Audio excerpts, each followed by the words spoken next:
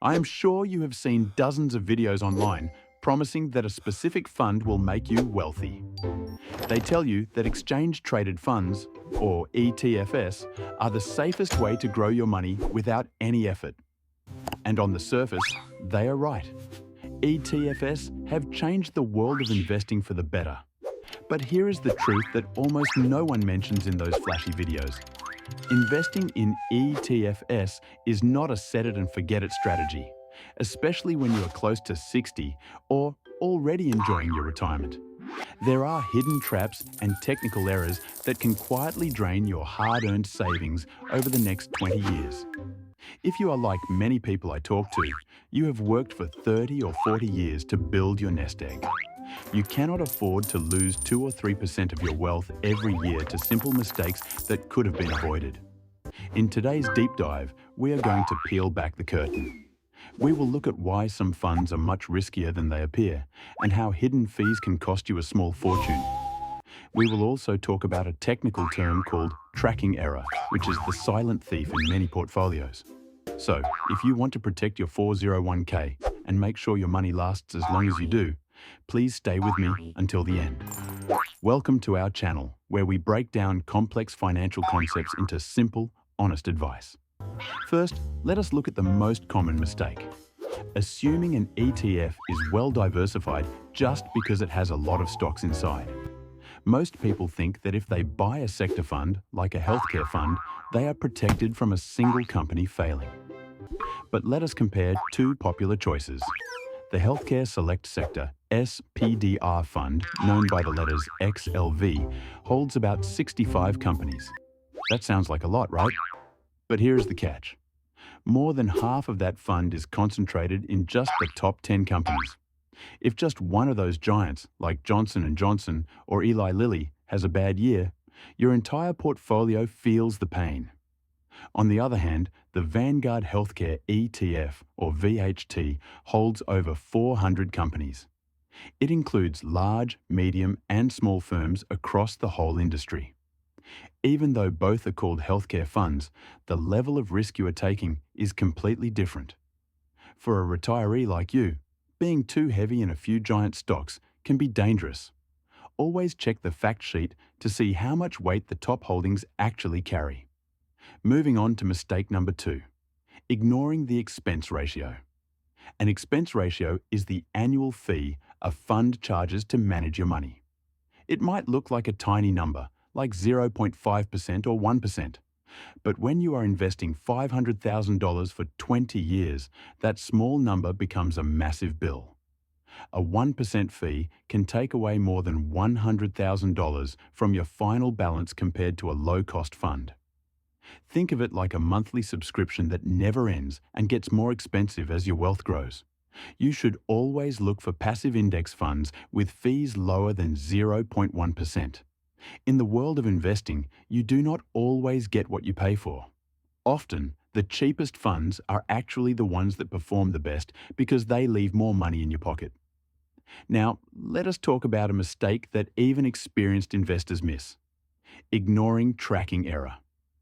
Imagine you are using a photocopy machine to copy a beautiful painting.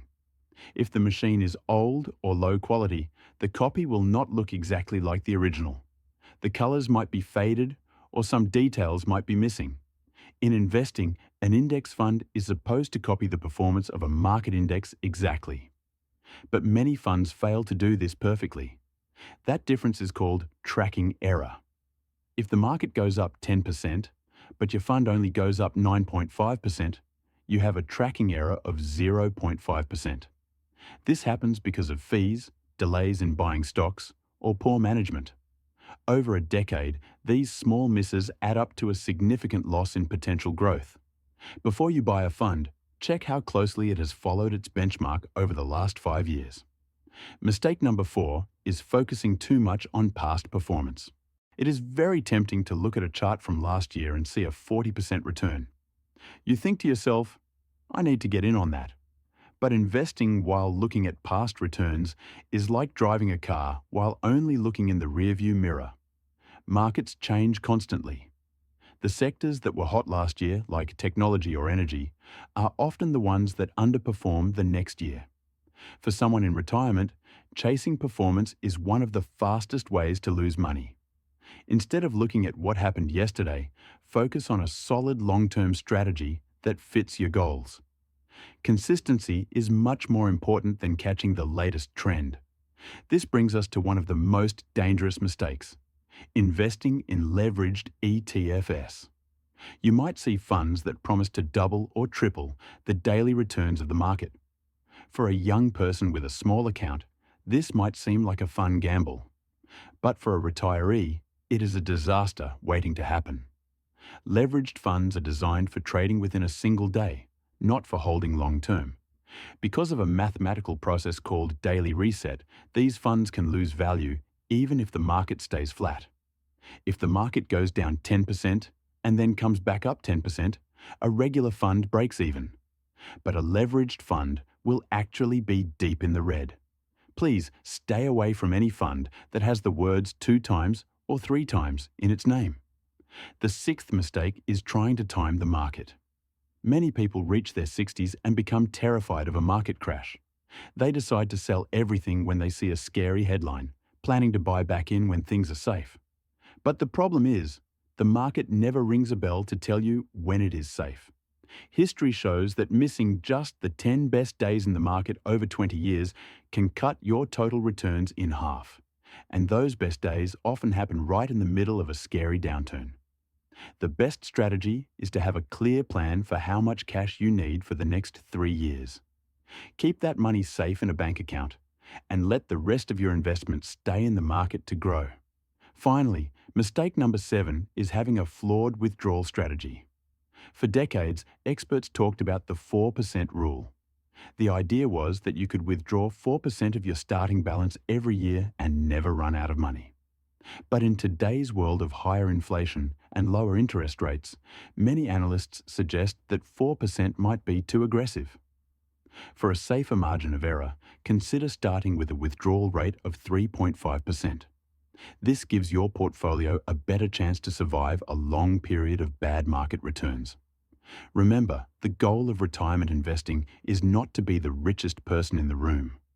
The goal is to have peace of mind and the freedom to spend time with your family without checking the stock market every hour. To summarize, do not just assume all ETFs are the same. Check the holdings for true diversification. Watch those expense ratios like a hawk. Avoid the trap of chasing past performance and stay far away from leveraged funds. If you can avoid these 7 mistakes, you are already ahead of 90% of individual investors. Take a moment today to look at your retirement account. Check the fees you are paying and see if you are truly diversified. If you found this information helpful, please let me know in the comments. I would love to hear which funds you are currently holding or what your biggest concerns are about your retirement. Thank you for watching, and I will see you in the video.